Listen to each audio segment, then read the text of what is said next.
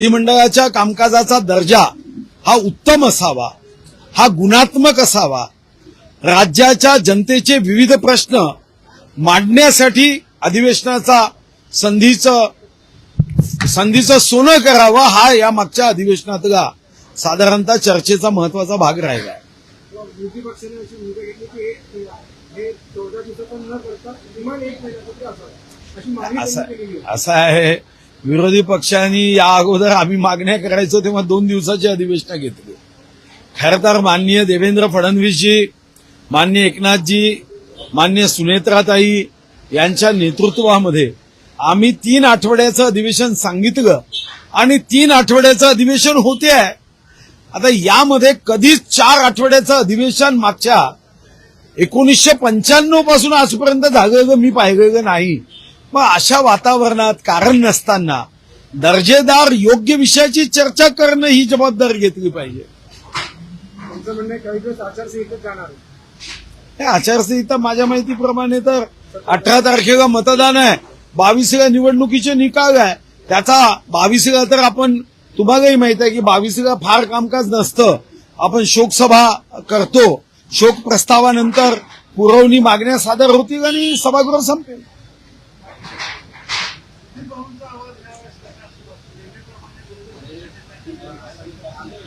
जगातले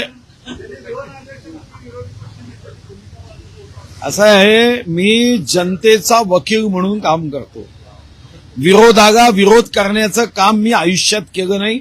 1995 ते 99 आमचं सरकार असताना सुद्धा मी खनिज विकास निधीपासून जीवनदायी आरोग्य योजनेपर्यंतचे प्रस्ताव आणि विषय मांडायचे आणि त्यावर तात्कालिक मुख्यमंत्री स्वर्गीय मनोहर जोशी सर अतिशय सकारात्मक निर्णय करायचे.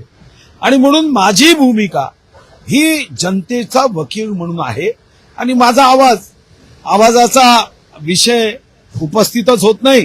कारण जगामध्ये 193 देश आहे, 193 देशात 14 देशात वाघ आहे.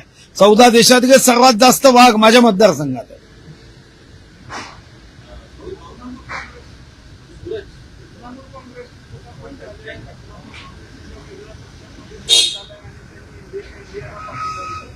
मग स्वागत केलं पाहिजे. देशहितासाठी तकगादू विचाराचे राजकीय पक्ष, कौटुंबिक राजकीय पक्ष जर देशाच्या राजकारणामध्ये आपल्या कुटुंबाच्या नीतीनी नुकसान करत असेल तर मग अशा प्रसंगामध्ये स्वतंत्र गट करून पाठिंबा देणं गैर काय. शेवटी या देशामध्ये तुम्ही राम मंदिरांना विरोध करता, 370ला विरोध करता, तलाकला विरोध करता, महिला आरक्षणाला विरोध करता, राम हे काल्पनिक कथा आहे असं सांगता, अयोध्येच्या राम मंदिराला तुम्ही विरोध करता, समान नागरी कायद्याला तुम्ही विरोध करता, देशाची आत्मा अस्मितेला विरोध करता. तर कधी ना कधी असा प्रसंग तुमच्यावर येणारच आहे.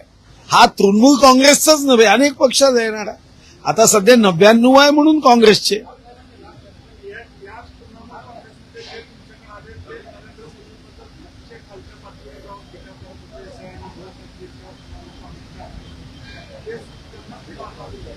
नाही, माननीय विश्वगौरव, देशगौरव नरेंद्र मोदीजींचं हेच तर वैशिष्ट्य आहे की मला शिव्या दिल्या म्हणून राष्ट्रहितासाठी जर कोणी पुढे येत असेल तर व्यक्तिगत अहंकारामध्ये न राहता देशाचा स्वाभिमान, देश हा माझ्यासाठी सर्वोपरी आहे या भावनेनी करतात.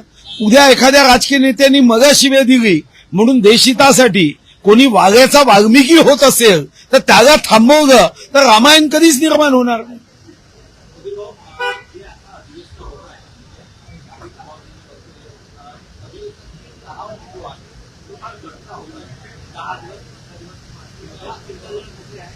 नाही, माननीय देवेंद्रजीच्या नेतृत्वामध्ये एक गोष्ट मी अनुभवली की माननीय देवेंद्रजी अधिवेशनाचा कालावधी जो निश्चित केला जातो तो कमी करावा असं कधीच म्हणत नाही. आजही मी अनुभवलं. आजही काही नेत्यांना असं वाटत होतं की 2 आठवड्याचं अधिवेशन करावं, पण माननीय देवेंद्रजींनी एकदम आग्रहाने सांगितलं की जर 3 आठवड्याचा कालावधी आहे त्यामध्ये एकही दिवस कमी करू नका. तर मला वाटतं की देवेंद्रजी स्वतः एक अतिशय उत्तम संसदपटू होते. विधिमंडळाच्या कामकाजाचं महत्व, आयुधांचं महत्व त्यांना नक्की आहे. आणि म्हणून तुम्ही बघितलं असेल कधी कधी कामकाज सुद्धा राहत नाही, कामकाज जन्माला घालावं लागतं, पण अधिवेशन पूर्ण कालावधी करण्याचा आग्रह माननीय देवेंद्रजीचा असतो.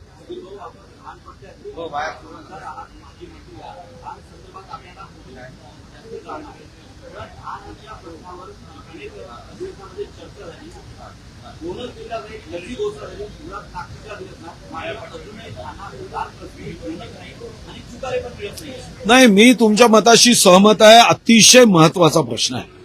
शेतकरी हा तसाच मुळात अतिशय गरीब. शेती हा मजबूतीचा व्यवसाय असण्याच्या ऐवजी मजबुरीचा व्यवसाय, आणि त्यामध्ये धान उत्पादक हा तर शेवटी उभा आहे. आता यांना बोनस द्यावा म्हणून मागच्या अधिवेशनामध्ये मी लक्षवेधी केली होती. आत्ताही मी अध्यक्ष महोदयांना आजच्या बैठकीमध्ये विनंती केली की मी 101च्या अन्वये 2 चर्चा प्रस्ताव दिलेला आहे. एक, एल निनोच्या या सर्व वातावरणामध्ये पाण्याची टंचाई होणार आहे, पण दुर्दैवाने मंत्रालयामध्ये या संदर्भातली कोणतीही ऍक्शन दिसत नाही.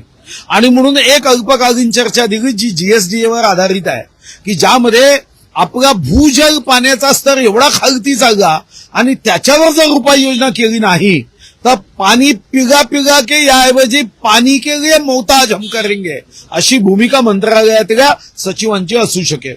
आणि दुसरा विषय धानाच्या बाबतीमध्ये दिलाय की धानाला बोनस देणं गरजेचं आहे. 2013 मध्ये बोनस सुरू झाला, पहिल्यांदा तो 500 रुपये तात्कालिक मुख्यमंत्री पृथ्वीराज चव्हाणांनी दिला. आपण मागच्या वर्षी 25 मार्चला जीआर काढला, 25 मार्च 2025ला, आणि 20,000 रुपये हेक्टर आपण धानाचा बोनस दिला. या वर्षी अजून जीआर निघाला. आणि मी माहिती घेतली तर काही विभागाचे अधिकारी ज्यांना 7वं वेतन आयोग मिळत आहे, 2,50,000 कोटी रुपये आम्ही पगारामध्ये देतो आहे. आता 8वं वेतन आयोग येणार आहे, 65,000 कोटीची दरवर्षी वाढ होणार आहे. ते मात्र या प्रस्तावावर लिहिताना नकारात्मक लिहितात, हे मात्र आश्चर्य आहे. आणि मग कुऱ्हाडीचा दांडा गोत्यास काळ ही मन तंतोतंत खरी ठरते की स्वतःचा वेतन आयोग असताना आर्थिक चणचण नाही, पण धानाचा बोनस देताना मात्र यांचा अन्नाचा घास तो शेतकरी कष्टाने यांच्या ताटापर्यंत पोहोचवतो, ते मात्र हे विसरतात. शिवसेना सुद्धा आता रस्त्यावर उतरते. 16 तारखेपासून आंदोलन करते उद्धव ठाकरेंची शिवसेना. रोहित पवार म्हणतात की मी सोन्याचा चमचा घेऊन जरी जन्माला आलो तरी शेतकऱ्यांसाठी लढत राहणार. नाही, मग याच्यात वाईट काय? शेवटी सोन्याचा चमचा घेऊन जरी जन्माला आलो शेतकऱ्यांसाठी लढणं, हे तर या देशात प्रभू रामापासून शिकवलेलं आहे. शेवटी प्रभू रामही अयोध्येच्या राजमार्गामध्ये जन्म घेतला, पण सत्य असत्य धर्म अधर्म चांगलं वाईट या लढाईमध्ये सत्य धर्म आणि चांगल्याच्या बाजूने लढायचं आहे. त्यामुळे याच्यावर आक्षेप असण्याचं कारण नाही. आणि विरोधकांनी अतिशय तर्क असणारे मुद्दे उपस्थित केले तर सरकार त्या आधारावर निर्णय बदलवेल ना, त्याला काय अडचण आहे? काय नवी मुंबई महानगरपालिकेचा कार्यक्रम होता, यामध्ये एकनाथ शिंदे यांचं नाव टाकण्यात नाही आलं. ते पालकमंत्री गणेश नाईक आणि एकनाथ शिंदे यांच्यात पुन्हा एकदा कलगीतुरा रंगला अशी चर्चा रंगते. हा वाद वाढतोय असं म्हणावं, कारण त्यांना विचारलं ते म्हणतात मला याची कल्पना नाही. याच्यावर मी प्रतिक्रिया देणार नाही, कारण माझा तिथं काही संबंधही नाही आहे. आणि याबद्दल दोन्ही नेते हे मंत्रिमंडळात आहे, मी तर मंत्रिमंडळाच्या बाहेर आहे. बाहेरून मी कशाला याच्यावर चर्चेत भाग घेऊ? दोन्ही मंत्री आहेत, उपमुख्यमंत्री आणि मंत्री, म्हणून ते मुख्यमंत्र्यांशी चर्चा करतील आणि मुख्यमंत्री महोदय काय सांगायचं ते सांगतील. मी बाहेरून बोलण्याचा काय अधिकार? तुम्ही आतमध्ये येणार आहात? मग येऊ दे असं वाटतंय तुम्हाला? हेच सांगताय ना, यांची इच्छा नाही. अजून काही प्रश्न आहे?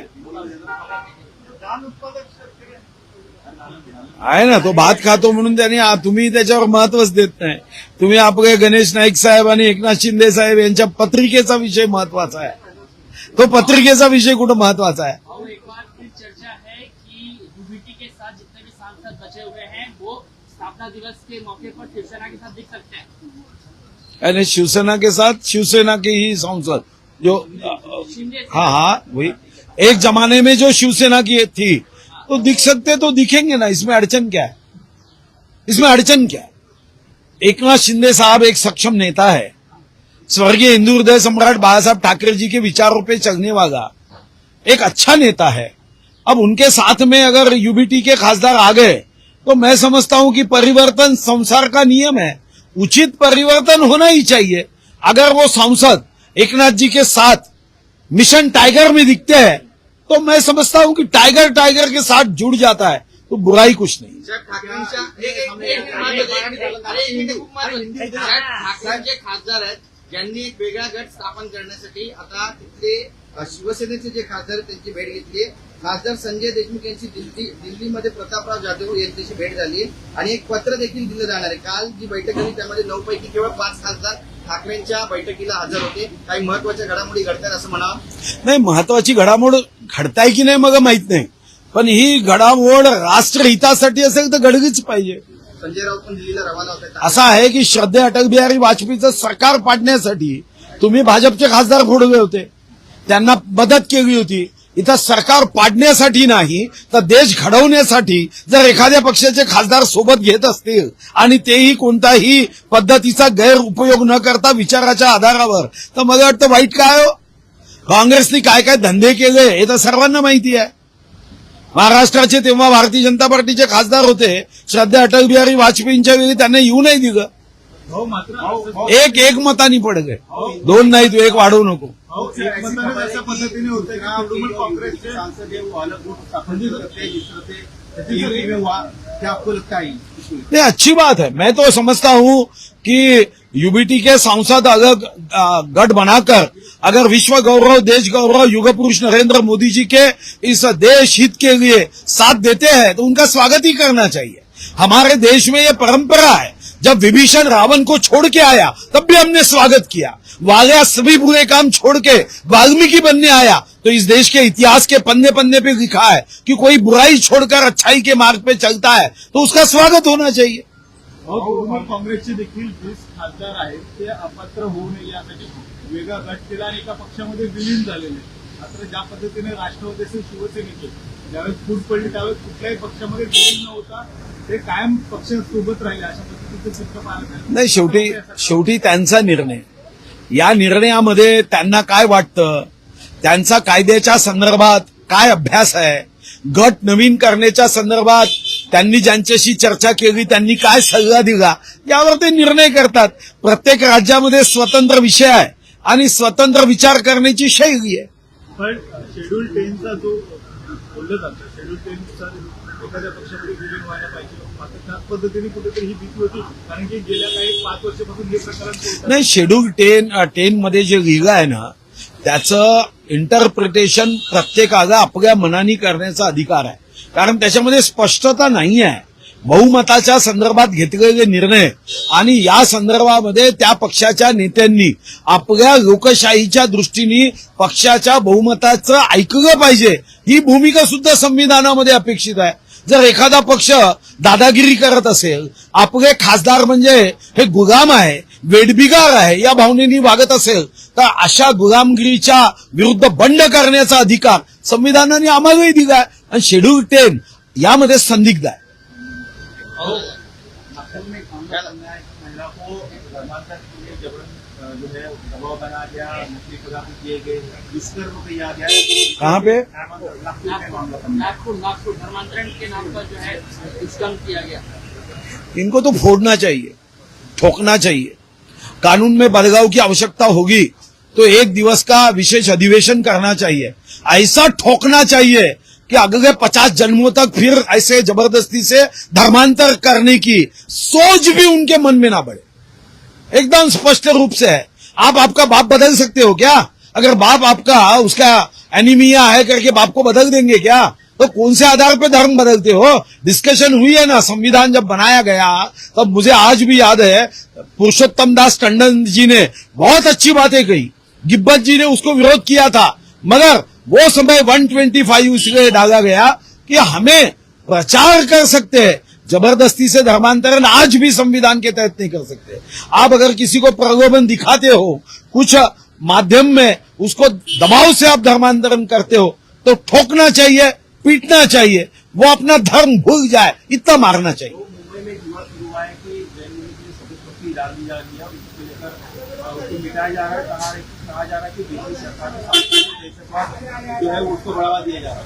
नहीं, मुझे लगता है कई बार मंदिरों में धूप कागे के दिनों में तो पट्टी बनाते ना, ये क्या सांस्कृतिक दहशत है क्या? कई जगह पे तिरुपति भगवान के मंदिर में जाओ, धूप कागे के दिन पट्टी बनाते हैं तो पैर को गर्मी ना लगे। और वही नहीं, बहुत जगह पे इसका उपयोग किया जाता है। इसको कोई धर्म का, जात का आधार देना, ये मैं समझता हूं कि गलत है। हाँ, आप ये मांग कर सकते हो कि जैसा किसी विशिष्ट वर्ग के लिए किया गया है तो बाकी किसी को और आवश्यकता है तो उनके लिए भी सफेद पट्टी, धूप से उनके पैर जलने नहीं चाहिए, ये करना चाहिए। अब हमको नहीं चाहिए तो उनको भी मत दो, ये भाव नया है।